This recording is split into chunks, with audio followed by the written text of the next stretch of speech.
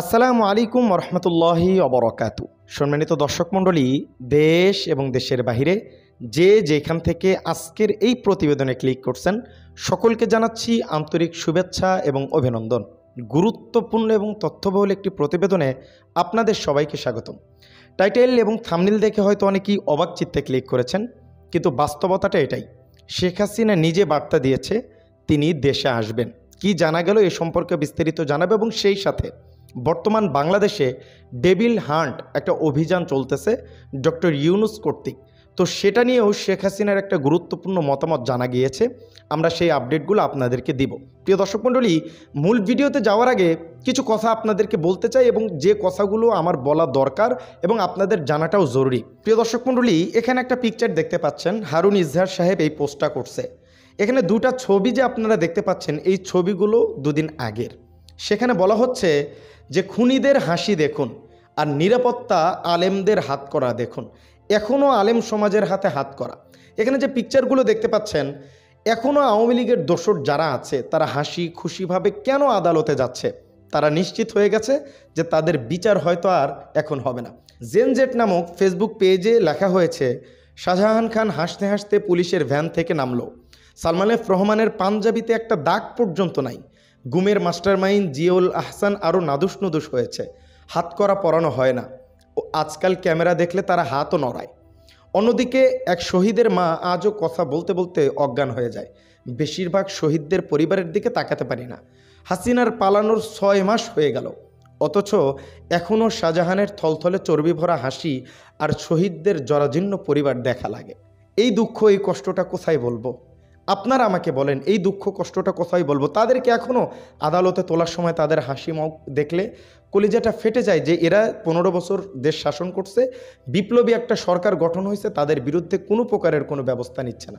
এটা নিয়ে আপনার কি মতামত, এটা একটু জানাবেন। এবার চলেন যে নিউজটি আপনাদেরকে জানাতে চাই। খুবই অল্প সময়ের ভিতরে আমি গুরুত্বপূর্ণ আপডেটটি আপনাদেরকে দিচ্ছি। শেখ হাসিনার দেশে ফেরা এবং ডেইলি হান্ট নিয়ে ডক্টর ইউনূসকে নিয়ে তিনি যে কথাগুলো বলছেন, প্রতিবেদনটি আপনাদেরকে শোনাচ্ছি, মনোযোগ সহকারে শুনবেন ইনশাল্লাহ। দেশে ফেরার বার্তা দিয়েছেন শেখ হাসিনা। এরই সঙ্গে গণ অভ্যুত্থানে নিহত পুলিশ কর্মীদের পরিবারের পাশে থাকারও বার্তা দিয়েছেন সাবেক এই প্রধানমন্ত্রী।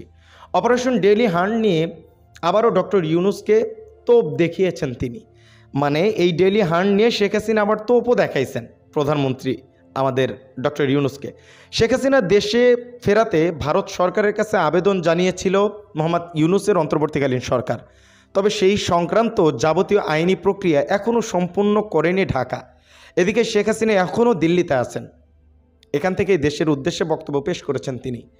সেই বক্তব্য সম্প্রচারিত হচ্ছে আওয়ামী লীগের বিভিন্ন সোশ্যাল মিডিয়া ফেসবুক পেজে। আপনারা জেনে থাকবেন যে শেখ হাসিনার আওয়ামী লীগের যে পেজ আসে, সেখানে কোটি টাকা খরচ করে অ্যাড ক্যাম্পেইন চালানো হচ্ছে বাংলাদেশের মানুষকে তাদের সম্পর্কে মিথ্যা তাণ্ডব ছড়ানোর জন্য। গত 17ই ফেব্রুয়ারি এমনই এক সম্প্রচারে শেখ হাসিনা বলেন, আমি আসব। উল্লেখ্য, বাংলাদেশের উদ্দেশ্যে এক ভার্চুয়াল বার্তায় পরপর বেশ কয়েকজন মহিলার সঙ্গে কথা বলেছেন হাসিনা। আওয়ামী লীগের তরফ থেকে দাবি করা হয়, জুলাই গণ অভ্যুত্থানের সময় নিহত পুলিশ কর্মীদের বিধবা স্ত্রীদের সঙ্গে কথা বলেছেন শেখ হাসিনা। তারা হাসিনার সাহায্য প্রার্থনা করেন। এর জবাবে হাসিনা বলেন, আমি অবশ্যই সাহায্য করব। চিন্তা করেন, পুলিশ কর্মীরা মরছে, এটার দায়িত্ব সরকারের। শেখ হাসিনা তাদের সাথে কথা বলে এই সুযোগটাকে কাজে লাগাতে চাচ্ছে। রিপোর্ট অনুযায়ী শেখ হাসিনা বলেন, আমি আছি, আমি অবশ্যই এর বিচার কোনো না কোনো দিন করব। অন্তর্বর্তীকালীন সরকার যতই যায় এড়াতে ফেলার চেষ্টা করুক, এই হত্যার দায় এড়ানো যায় না। হত্যার বিচার হবে। আমার বাবা মা 3 ভাইকে যখন হত্যা করা ছিল তখনও দায়মুক্ত দেওয়া হয়েছিল, কিন্তু আমি তাদের বিচার করেছি। এই পুলিশ হত্যার বিচারও আমি একদিন করব। চিন্তা করছেন কীরকম মানে আক্রমণাত্মক কথা? তিনি আসলে যে কি হবে এটা মানে কল্পনা করা যাচ্ছে না। এই মানুষটা অকপটে মিথ্যা কথা বলে। গণ অভ্যুত্থানে তিনি কোনো হত্যাকাণ্ড কোনো কিছুই তিনি করে নাই। তিনি সাফ এটাকে মানা করে দিচ্ছেন যে না, এই সমস্ত কিছু আমি করি নাই। এখন এসে মানুষ যেখানে বলতেছে যে শেখ হাসিনা ভুল স্বীকার করা দরকার, বা দলে ফিরতে চাইলে রাজনীতিতে আসতে হলে ভুল স্বীকার করতে হবে, শেখ হাসিনা তার ব্যতিক্রম। তিনি ভুল স্বীকার করতে রাজি না। এখন পর্যন্ত তার কথা, প্রত্যেকটি কথায় আক্রমণাত্মক। ডেভিল হান্ট নিয়ে প্রশ্নবিদ্ধ করা। আমার একটা প্রশ্ন, যে পুলিশ পরিবারের সাথে তিনি কেন কথা বলবেন? আর পুলিশের মানে স্ত্রীরা তার কাছে কেন সাহায্য চাইবেন? আমাদের সরকার কি এটাকে কি নর্মালভাবে দেখতেছেন? নর্মালভাবে দেখার কোনো সুযোগ নাই। এরা এখানে একটা সরলতার সুযোগ নিচ্ছে, এটাকে কাজে লাগাচ্ছে রাজনৈতিক প্লট হিসাবে। এগুলো এভিডেন্স হিসাবে হয়তো অনেকের কাছে প্রেরণও করবে যে পুলিশদের আমরা সহযোগিতা করতেছি, সরকার কোনো সহযোগিতা করতেছে না। বিষয়টা কি বুঝতে পারছেন? আর সবচাইতে খারাপ যে বিষয়টা আমার লাগতেছে, এখন পর্যন্ত তাদের কোনো বিচার ব্যবস্থা নাই। আমাদের ওলামা একরামদের হাতে এখনও হাত করা, আমাদের ওলামা একরামদেরকে এখনও কারাগারে উঠাতে হচ্ছে, তাকে মজলুমভাবে তোলা হচ্ছে হাতে ডান্ডা বিড়ি লাগায়া। কিন্তু সেখানে স্বৈরশাসকের প্রত্যেকটা নেতাকর্মীদের এমন অবস্থা যে তারা মনে হয় শ্বশুর বাড়িতে আছে। এই জিনিসটা যদি বিপ্লবের পরেও দেখা লাগে, তাহলে আমার এই আবু সাইদ, আমার এই মুগ্ধ, আমার এই ভাইগুলো কেন জীবন দিয়েছে? এই প্রশ্নটা আপনাদের কাছে রাখলাম। এটা কতটুকু যুক্তিসঙ্গত এটা আমার বুঝে আসে না।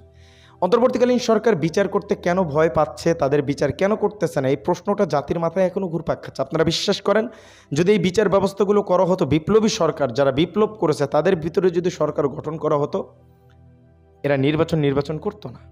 এরা এখন এদেরকে বাঁচাতে চায়, লিয়াজুর রাজনীতি করতে চায়। আমার একটা প্রশ্ন, যত নেতাকর্মীর, যত বিরোধী দলীয় নেতাকর্মীরা আছেন, দেখেন শেখ হাসিনার যদি পতন না হতো, আরও 4টা বছর তিনি ক্ষমতায় থাকতেন এবং নির্যাতন নিপীড়ন চলতো। তো এই 2-3 মাস 7 মাস গেছে, আপনারা নির্বাচনের জন্য পাগল হয়ে গেছেন। 1-1.5 বছর 2টা বছর সরকারকে সময় দিলে ক্ষতি কি? তার ভুলগুলো ধরিয়ে দিচ্ছেন, আপনাদের নিয়ে তারা বৈঠক করতেছে, সব জায়গায় আপনাদেরকে তারা কথা বলতেছে। ইউনূস সরকার বলতেছে আপনারা লিখিত দেন, আমরা মানব। কোন দল কি এটা ওয়েবসাইটে থাকবে, দেশের মানুষ দেখবে। এক কথাতেই সব উলটপালট হয়ে গেছে। নির্বাচন চান, লিখে দেন যে আমরা নির্বাচন চাই, কোনো সংস্কার চাই না, লিখে দেন। এখানে আটকা পড়ে গেছে অনেক নেতাকর্মীরা, বিভিন্ন দলীয় নেতাকর্মীরা। তো আমার একটাই কষ্ট, কোনো সংস্কার আপনারা নির্বাচন যা ইচ্ছা করেন, কিন্তু বিচার ব্যবস্থা এরকম কেন? তাদের হাতে হাত করা পরাইতে ভয় লাগে, তাদের হেলমেট পরাইতে ভয় লাগে, জাতির সামনে তাদেরকে জঙ্গি বা এই যে গুম খুন এরকমভাবে যে তারা হত্যাকাণ্ড চালাইছে, এরকম এই সমস্ত সন্ত্রাসদেরকে সামনে তুলতে আপনাদের ভয় লাগে, এরকমভাবে তাদেরকে উঠাতে হবে? আর আলেমদের অবস্থা এত বাজে অবস্থায় তুলতে হবে? উচিত কথা বললে চাচা না থেকে নামো, আমি উচিত কথা বললাম আর কি। তো যাই হোক, আজকের ভিডিও ছিল এ পর্যন্তই। আসলে ধীরে ধীরে মন উঠে যাচ্ছে যে না, বিপ্লবী সরকারের দ্বারা হয়তো বিচার করা আসলেও সম্ভব না, তারা ভয় পায়। আওয়ামী লীগ ফিরবে, দেখবেন। এরা যে বিচার করতে ভয় পাইতেছে না, আওয়ামী লীগ এরকম করবে না। আওয়ামী লীগ ধুমায় বিচার করবে, কাউরে ছাড় দিবে না। ডক্টর ইউনূস থেকে শুরু করে অন্তর্বর্তীকালীন সরকার কাউরে না, সমন্বয়ক ছাত্র না, সব গয়ারে প্যাকেট করবে। দেখেন 5 বছর 10 বছর তারপরে তো আসবে, এটা তো কনফার্ম, এটা শিওর থাকে না, আসবেই। এই দলকে নিশ্চিহ্ন করা যাবে না। বিএনপি নিশ্চিহ্ন হয়েছে, 15 বছর তো হাসিনা ক্ষমতায় থাকছে, চেষ্টা কম করছে, পারে নাই তো। তো আওয়ামী লীগ কি ছোটোখাটো দল? অনেক বড় দল, আসবে।